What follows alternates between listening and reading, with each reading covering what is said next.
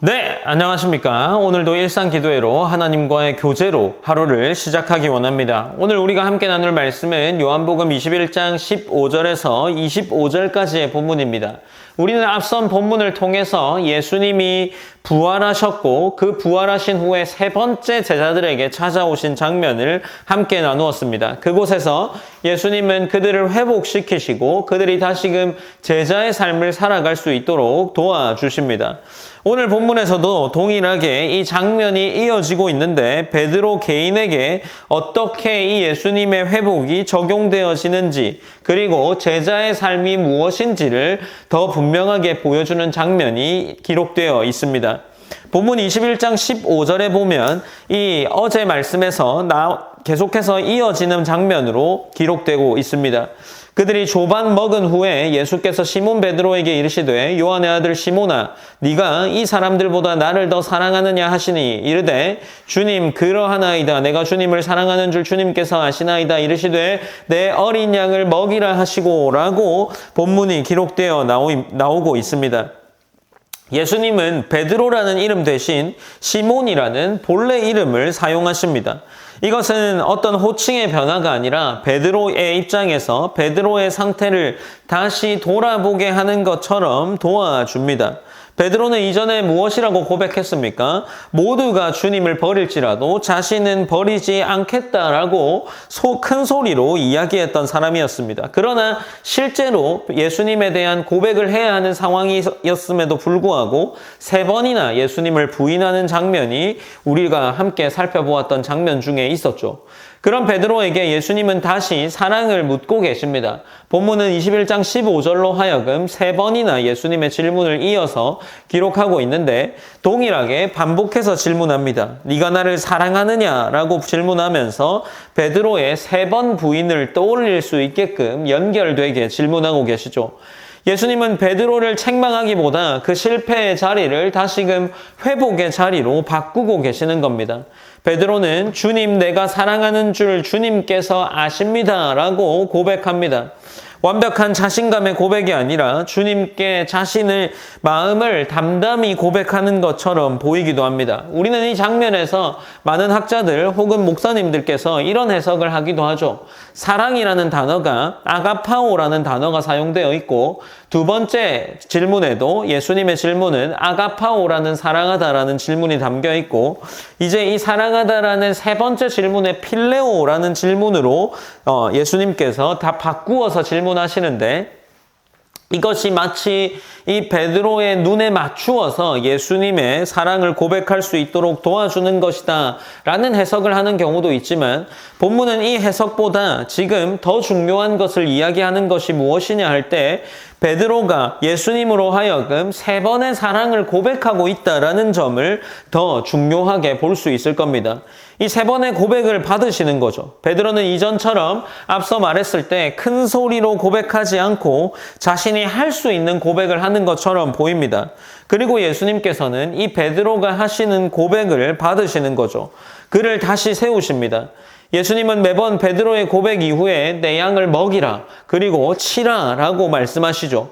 이것은 사명을 그에게 계속해서 다시 맡기시는 겁니다. 베드로의 과거 실패가 그의 사명을 무의미하게 무효로 만들지 않습니다. 오히려 회복된 자리에서 다시 맡겨지는 사명임을 보여주는 거죠. 제자의 삶은 실패가 없는 삶이 아니라 회복을 통해 계속해 다시 부름받는 삶이라는 것을 오늘 본문이 보여주고 있는 겁니다.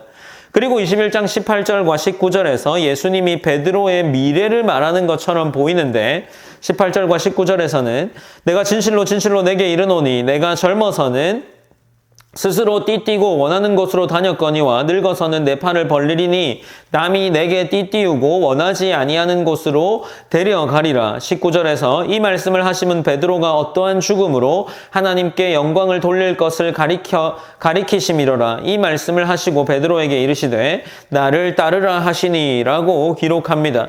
그러니까 지금 이 베드로에게 이후에 주어질 삶이 순탄하지만은 않을 것을 이야기하고 계시는 거죠.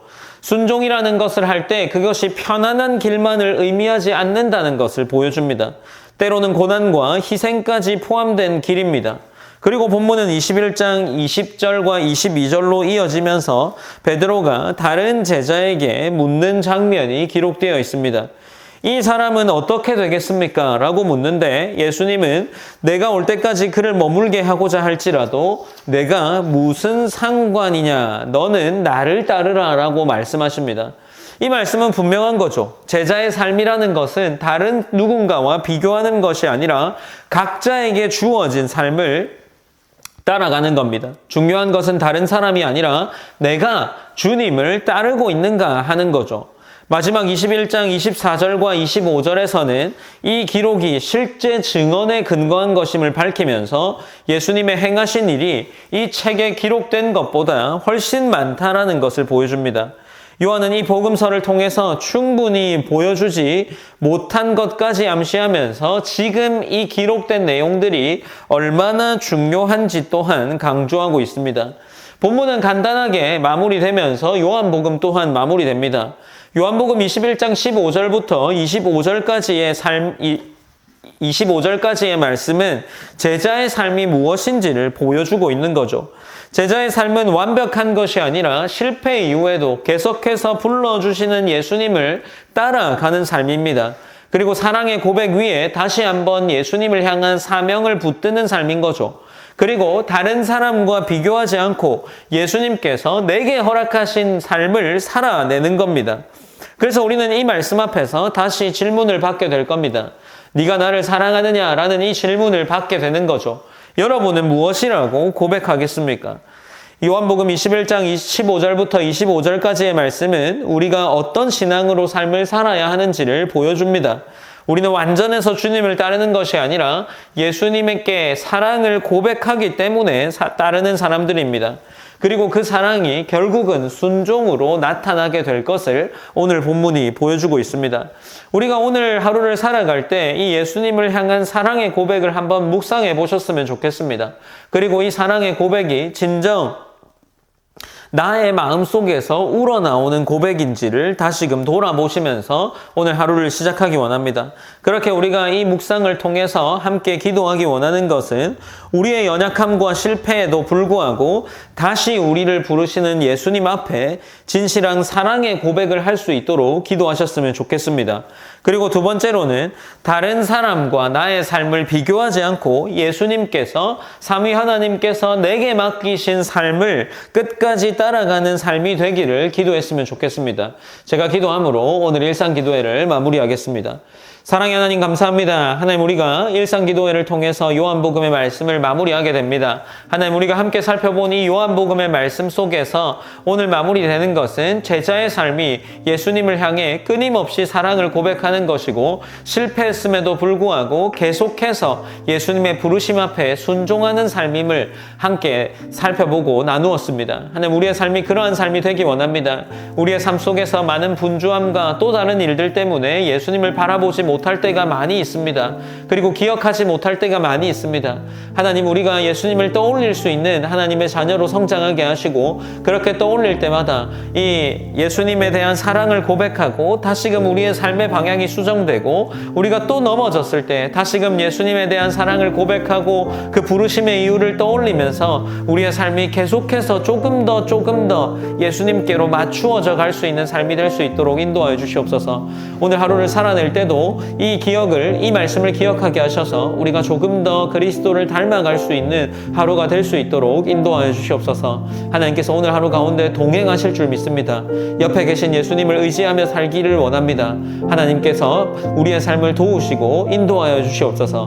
모든 영광 하나님께 올려드리며 살아계신 예수님의 이름으로 기도드립니다. 아멘.